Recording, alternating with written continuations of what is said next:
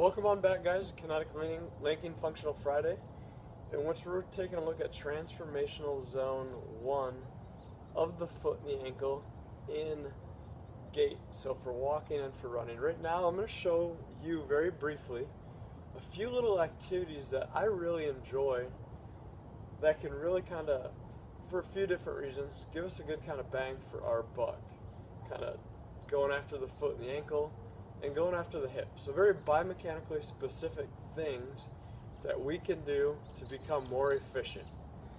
First thing, and I'm going to be playing with some angles a little bit. The first thing that I like to do, I'll show you a side angle first. I love the single leg toe touchdown. I love the single leg toe touchdown, in which position wise our right leg is our base foot, our left foot we're on our tippy toe. We position ourselves in which, again, most of the weight is on the right foot. We're simply dropping our butt down and we're reaching nice and forward. We're reaching nice and forward. Biomechanical principles again. As we load, the calcaneus everts. In that frontal plane, it kind of swings side to side, so it drops down and in. The talus drops down and in. Plantar flexes and it adducts. So there's transverse plane motion, which spins the leg bone, the tibia, and the fibula down and in. It splays at the mortise right there, like the fork. Those two bones, they splay so that this tibia, this leg bone, can translate over top of that talus, that little bone right underneath the leg bones. It then allows that mid-tarsal joint to dorsiflex, so for the shin to get closer to the top of the foot. It allows it to evert, so now we can start to disassociate that rear foot from the midfoot, and then it separates almost like we're bending something away from the midline, the midfoot and the forefoot, so that we get that relative abduction, that transverse plane loading, with the midfoot and the forefoot inverting to kind of load, unlock, to loosen up.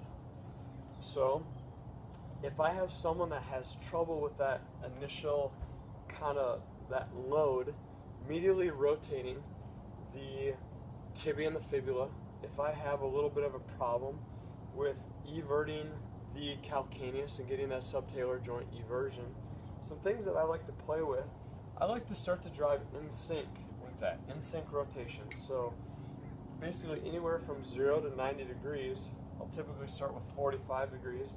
I'm going to start to rotate, because that's now going to allow and provide the opportunity for the talus to drop down and in, the calcaneus to evert, as well as the tibia and the fibula to medially rotate.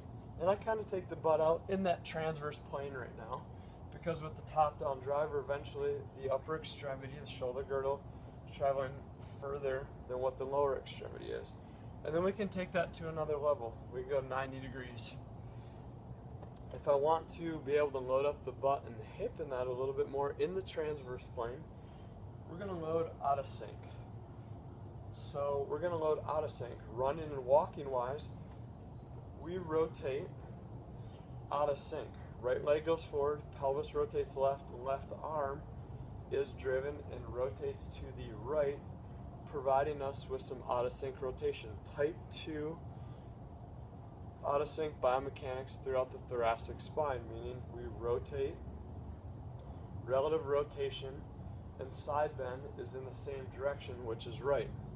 So in order to kind of get that a little bit, feed into those biomechanics, we'll go ahead and we'll drive out of sync rotation 45 to 90 degrees.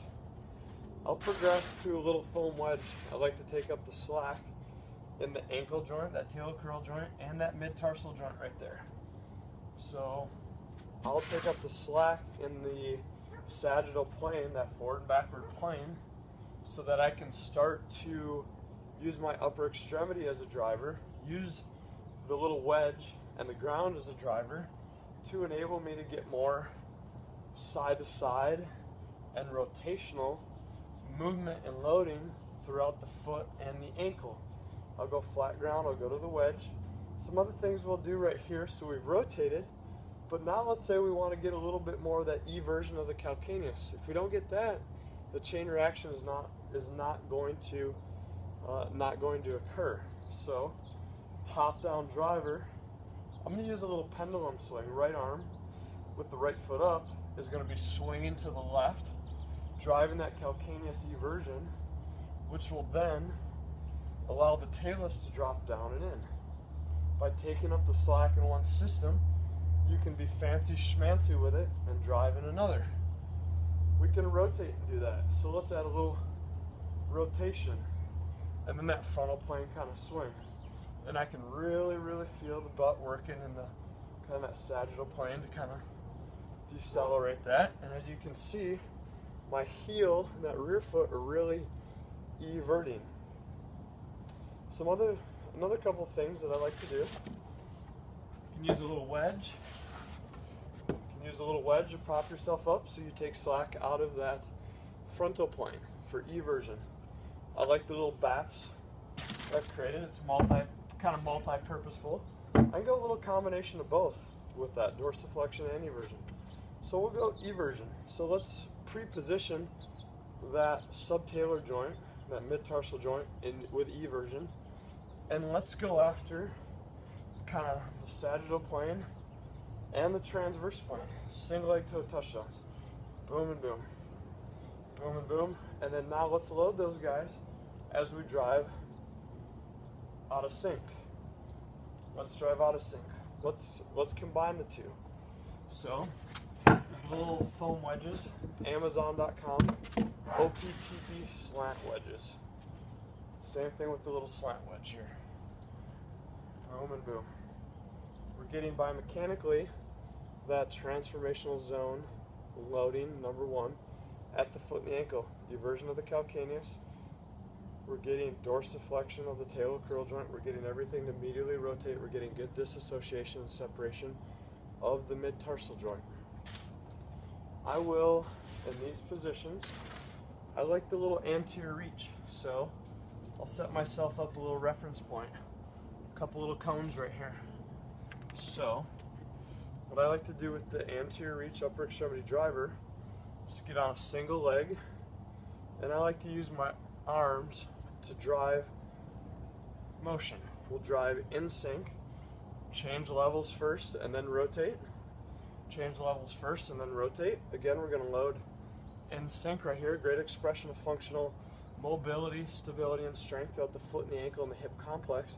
I'm going after right here the element of loading up from the top down, that medial rotation of the thigh to the leg, which will drop the talus down and in, as well as getting that good eversion of the calcaneus and great unlocking effect of the midfoot from the forefoot.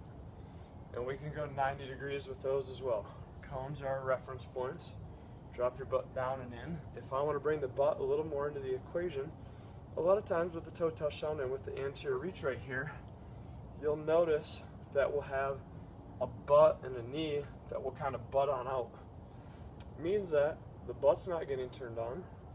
It also means that we need to explore some stuff at the foot and the ankle and that disassociation.